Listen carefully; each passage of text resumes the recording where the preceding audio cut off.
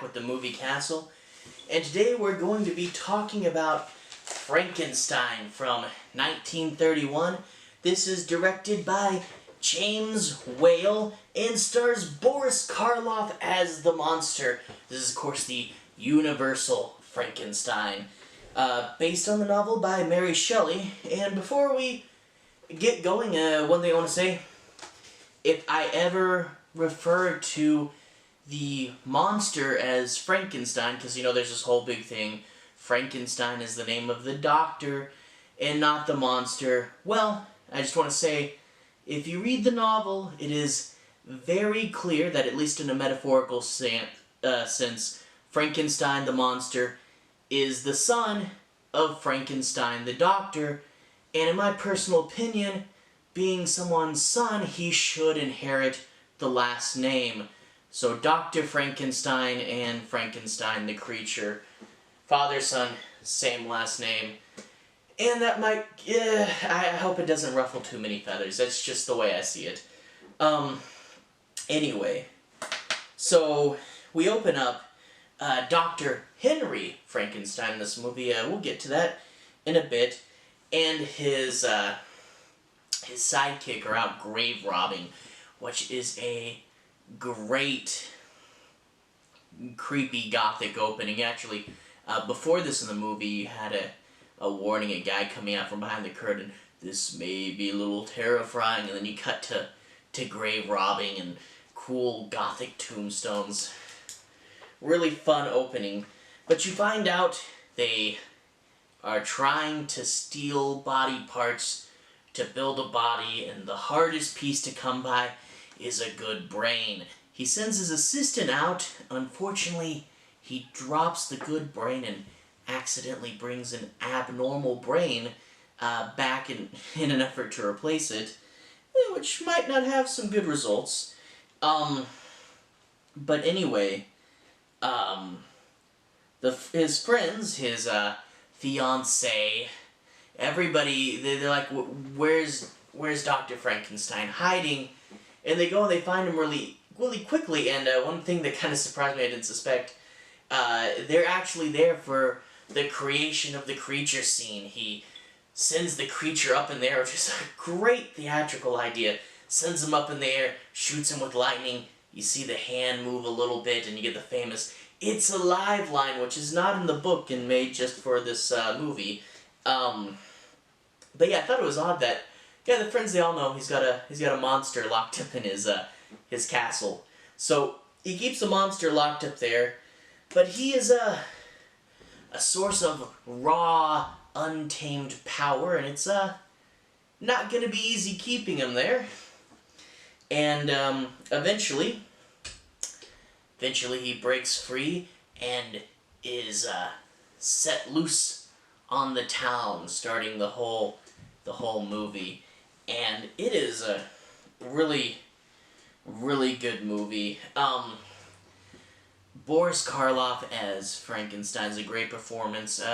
I saw this movie for the first time when I was really young, and I had read the novel, and it did bug me at first, because Frankenstein in the book is actually a very smart creature. He learns to talk, he's reading Paradise Lost, and he kind of gives himself the name Adam from the book, you know. And at first I was kind of upset when I was younger that this popularized the dumb Frankenstein, but I look back at it older, and I really see what they're trying to do. The book's kind of long, and this is a movie that's a little over an hour, and the way that Karloff acted, it did a great job of, even though it's not the exact same character, touching the right themes in a much quicker way, and I get why they did it. You watch this movie, and you can feel very, very sympathetic towards the monster, and at the same time, very terrified. There's a good scene where a young girl gives the monster a flower because she doesn't know to be afraid of him, and you're like, you get to see the monster make a human connection, and you're really happy for him, but at the same time, you know the monster doesn't understand things, and he's really strong, and you're like, really hoping, please don't hurt the girl. And as that moment, I really, you get to see the strength of going about the character this way. Is it very quickly you feel sympathetic for him and scared of him, and I really, after seeing this as an adult, letting some time pass, I really understand the way it is. Unfortunately, a lot of the imitators, a lot of the people who would do later stuff and didn't understand Karloff's performance just do Big Dumb Monster, and if you're gonna do the way the way Karloff portrayed it, you really have to do it with depth and good acting, which is really one of the things here between, like the atmosphere is really great, and the acting, particularly Karloff, was really great. I surprised to, in my head, kind of relate this to the Texas Chainsaw Massacre.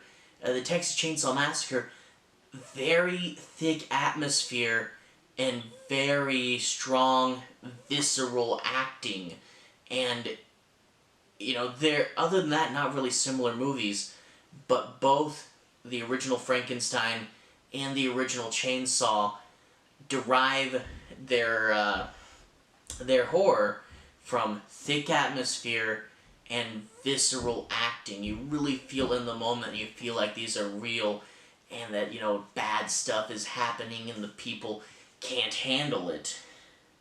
Leatherface, Frankenstein's monster, would actually be really good friends. There's one more thing, one of the kind of flaws with this movie. They wanted a male protagonist, a point of view character. So if you noticed earlier, Dr. Henry Frankenstein, when in the novel and almost every other story it's Dr. Victor Frankenstein, they kind of have they split him up. You get this new protagonist, Victor, and he's there to be your good guy, because Frankenstein, he's a protagonist, but he shifts the line, and they wanted a more relatable person, so you get Victor here. You have not Victor Frankenstein, but Victor and Frankenstein, and Victor doesn't really get a chance to do much, but he's your male point of view character, and he's there to be the good guy that you can see the movie through. But it is kind of unnecessary, Yeah, the point of view characters and writing, you can think a lot about that. But yeah, I kind of found it odd that they gave the name Victor to this other guy. Anyway, I'm really glad I got to look back at Dracula. I watched the first two when I was a kid. I thought they were pretty good, but I appreciated this so much more as an adult. One of the themes with these Universal monster movies is it seems like every single time I watch one, they surprise me with their quality. They're better than I thought they would be. And again, Frankenstein, I was surprised. It's a lot better than I thought it would be. Really, really great.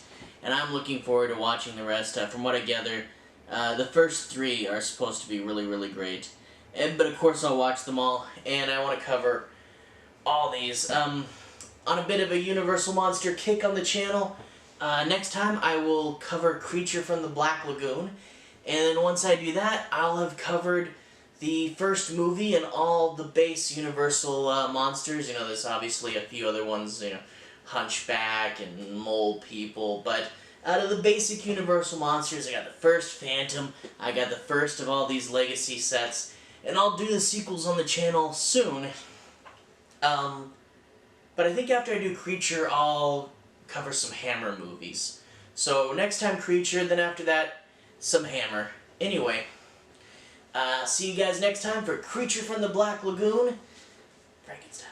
Alright, have a good day.